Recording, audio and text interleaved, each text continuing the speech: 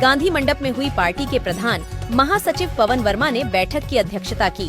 उन्होंने कहा कि बैठक का मुख्य उद्देश्य बूथ कमेटी का गठन करना एवं संगठन का ज्यादा से ज्यादा विस्तार करना है।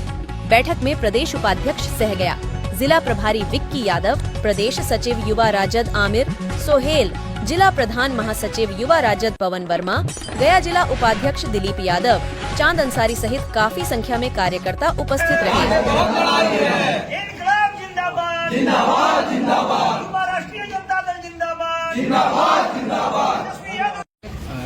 बापू सभागार में समाप्ति का आयोजन। ये जो शिक्षा नीति है ये किसके खिलाफ है? केंद्र के खिलाफ आप कर रहे हैं। तो राज्य में शिक्षा नीति सही है?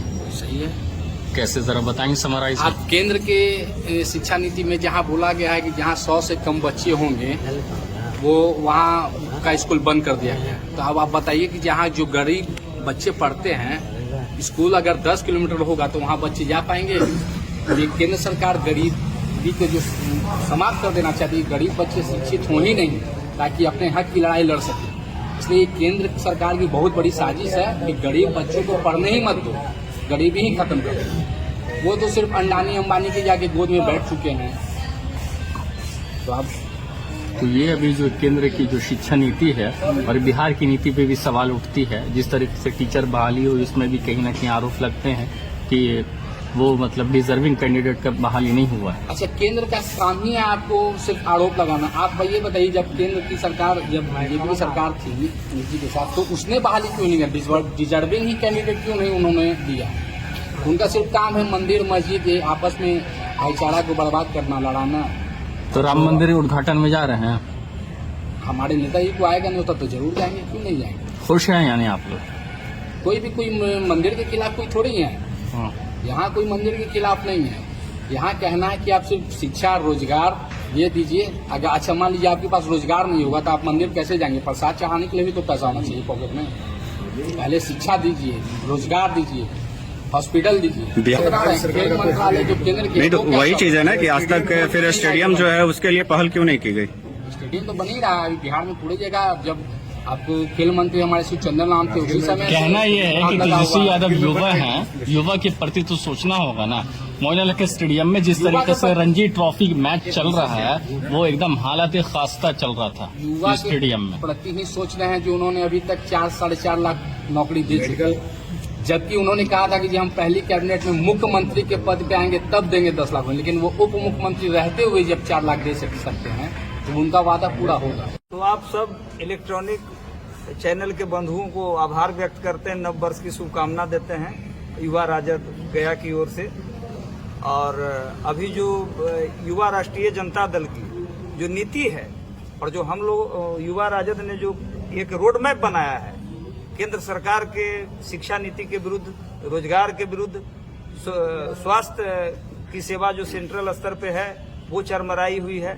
तो इन सारे बिंदुओं पे और बाकी सवाल आप लोग पूछ सकते हैं।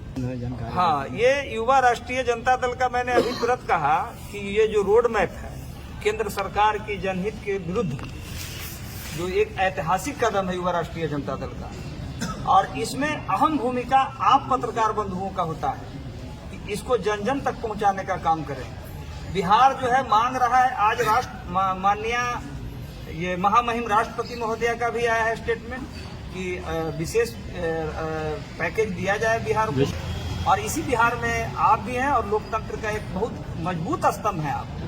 तो कहीं ना कहीं जो विशेष राज्य की जो दर्जा की बात, इसे राजनीतिक मुद्दा है। नहीं, ये लोगों का कहना। अब एक बात मैं बताना चाहता हूँ बहुत विनम्रता के साथ आपके चैनल के माध्यम से कि महामहिम का जब इस तरह की संवेदना, प्रथम नागरिक देश का, और उनका संवेदना बिहार के प्रति है, लेकिन मुझे अफसोस होता है कि संवेदनहीन प्रधानमंत्री माननीय मोदी जी का इस बिहार के प्रति कोई संवेदना नहीं है।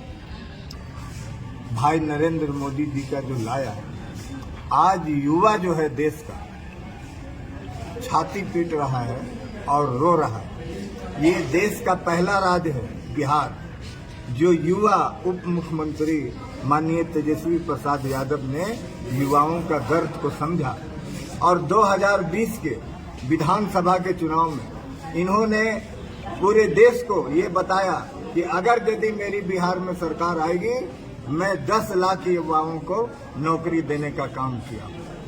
तेजस्वी यादव जब से ये महागठबंधन की सरकार बनी तो इन्होंने हमेशा रोजगार, स्वास्थ्य और यही सारी बातें उन्होंने किया। इनके तरह जो पूरे देश को गुमराह करके ये पहला ऐसा देश के प्रधानमंत्री हैं जो देश को आस्था से चलाना चाहते हैं, जबकि देश जब भी चलेगी वो नीति से देश चलती है, ना कि आस्था से चलती है। आस्था से मंदिर, मस्जिद, गुरुद्वारा और चर्च चलता है। ये आस्था से देश चलाना चाह रहे हैं लोग। वोट युवाओं ने इसलिए नहीं दिया था। अरे मंदिर मस्जिद का जीवा तो पंडित, साधु संघ, मौलाना, मौलवी का काम है ना। आप वोट इसलिए लिए थे कि आप मंदिर में पूजा का व्यवस्था कराएंगे, तो साधु कहाँ जाएगा, संघ कहाँ जाएगा? आज अगर एमपी, एमएलए, मुख्यमंत्री, प्रधानमंत्री मस्जिद के मौलवी के जगह पे ये जिम्मा ले ले, ये उनकी काम है ना।